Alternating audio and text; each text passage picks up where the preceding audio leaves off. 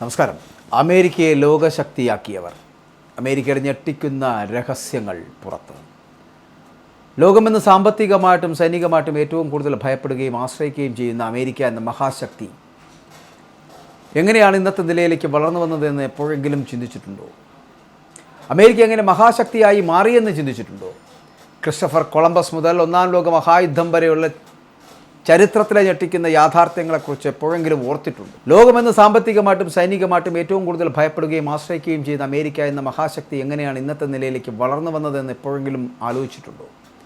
ചരിത്രത്തിൻ്റെ ഏടുകളിൽ ഒരു കൊച്ചുനാളായി തുടങ്ങി ഇന്ന് ലോകത്തെ സാമ്പത്തികമായിട്ടും സൈനികമായിട്ടും ഒരുപോലെ വിറപ്പിക്കുന്ന അതിശക്തമായിട്ടുള്ള മഹാശക്തിയായിട്ട് അമേരിക്ക എങ്ങനെയാണ് വളർന്നു വന്നതെന്നത്. ക്രിസ്റ്റഫർ കൊളംബസിൻ്റെ കാലഘട്ടം മുതൽ ഇന്ന് വരെയുള്ള അമേരിക്കയുടെ അതിജീവനത്തിൻ്റെയും വളർച്ചയുടെയും കഥ ഒരു സിനിമയിലെ ദൃശ്യങ്ങൾ പോലെ നമ്മുടെ കൺമുന്നിൽ തെളിയുന്ന വിസ്മയകരമായിട്ടുള്ള ചരിത്രത്തിലൂടെ മുന്നോട്ട് പോകണം. നൂറ്റാണ്ടുകൾക്ക് മുമ്പ് യൂറോപ്പിൽ ഉയർന്ന വിലയ്ക്ക് വിൽക്കാൻ സാധിക്കുന്ന സുഗന്ധവ്യഞ്ജനങ്ങൾ തേടി പടിഞ്ഞാറോട്ട് കടലിലൂടെയുള്ള പുതിയൊരു വ്യാപാരപാത കണ്ടെത്താൻ സ്പാനിഷ് രാജാവിൻ്റെ അനുവാദത്തോടെ ക്രിസ്റ്റഫർ കൊളംബസ് നടത്തിയ സാഹസികമായിട്ടുള്ള യാത്രയിലാണ് അമേരിക്കയുടെ ആധുനിക ചരിത്രത്തിൻ്റെ തുടക്കം കുറിക്കപ്പെടുന്നത്. രാജാവിൻ്റെ ഉപദേഷ്ടാക്കൾ അത് അസാധ്യമെന്ന് മുന്നറിയിപ്പ് നൽകിയിട്ടും താൻ എത്തപ്പെട്ടത് ഏഷ്യയിലാണെന്ന് വിശ്വസിച്ച് കൊളംബസ് നടത്തിയ ആദ്യ കണ്ടുപിടുത്തം ലോകത്തിൻ്റെ ഭൂപടം തന്നെ മാറ്റിമറിച്ചു എന്നുള്ളതാണ്. തുടർന്ന് ഇംഗ്ലണ്ടും മറ്റ് യൂറോപ്യൻ ശക്തികളും അമേരിക്കൻ മണ്ണിലേക്ക് കാലുകുത്തുകയും അവിടെ 13 കോളനികൾ രൂപപ്പെടുത്തുകയും ചെയ്തു. എന്നാൽ ബ്രിട്ടീഷ് കൊളോണിയൽ ഭരണത്തിൻ്റെ ക്രൂരതകൾക്കും നികുതി ഭാരത്തിനും എതിരായിട്ട് അമേരിക്കൻ ജനത ശബ്ദമുയർത്തിയതോടെ ചരിത്രം വഴിമാറി.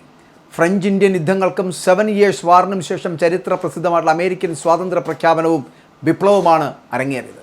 ജോർജ് വാഷിങ്ടൻ്റെയും മറ്റ് നേതാക്കളുടെയും നേതൃത്വത്തിൽ കോൺസ്റ്റിറ്റ്യൂഷണൽ കൺവെൻഷൻ നടക്കുകയും അമേരിക്കൻ ഐക്യനാടുകൾ എന്ന പുതിയ രാഷ്ട്രം പിറവിയെടുക്കുകയും ചെയ്തു.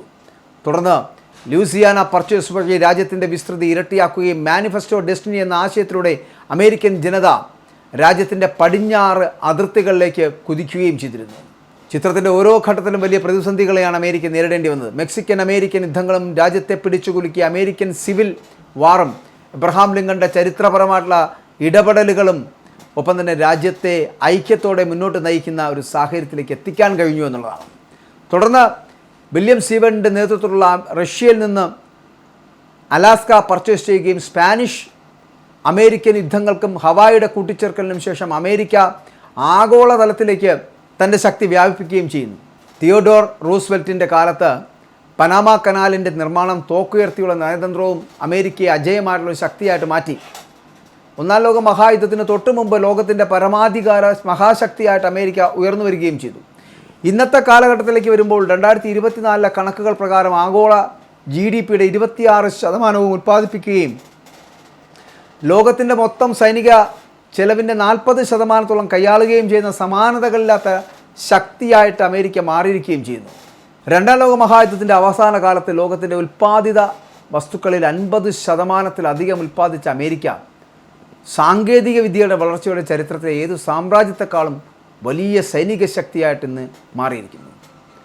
അമേരിക്കയെ ലോകശക്തിയാക്കിയവരും അല്ലെങ്കിൽ അമേരിക്കയുടെ ഇത്തരത്തിലുള്ള വളർച്ചയുമൊക്കെ സത്യത്തിൽ ഇതാണ് ഇതിനകത്തുള്ള ഞെട്ടിക്കുന്ന രഹസ്യങ്ങളെന്ന് പറയപ്പെടുന്നത്. ലോകത്തിൻ്റെ മൊത്തം സൈനിക ചെലവിൻ്റെ 40%-ഓളം കൈയാളുകയും ഒപ്പം തന്നെ സമാനതകളില്ലാത്ത ശക്തിയായിട്ട് അമേരിക്ക മാറുകയും ചെയ്യുന്ന ഒരു സാഹചര്യത്തിലേക്ക് എത്തുന്നുണ്ട് എങ്കിൽ അതിന് പിന്നിൽ പ്രവർത്തിക്കുന്നവർ വളരെ ശക്തമായിട്ടുള്ള ആത്മാർത്ഥതയുള്ള പ്രവർത്തനങ്ങൾ നടക്കുന്നു എന്നുള്ളതിൻ്റെ സൂചനകൾ തന്നെയാണ്.